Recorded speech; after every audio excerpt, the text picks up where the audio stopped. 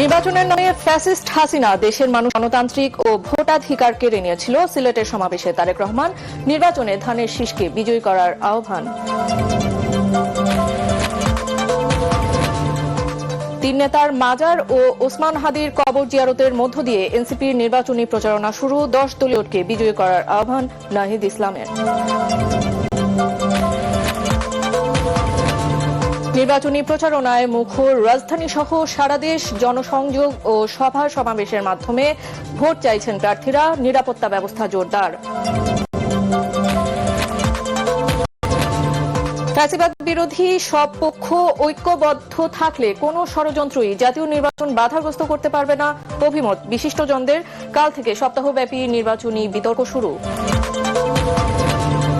এবং নাটোরের সিংড়ায় জিয়া পরিষদের সদস্য ও কলেজ শিক্ষক রেজাউল করিমকে কুপিয়ে হত্যা। জড়িত সন্দেহে এক ব্যক্তির বাড়িতে অগ্নিসংযোগে বৃদ্ধার মৃত্যু।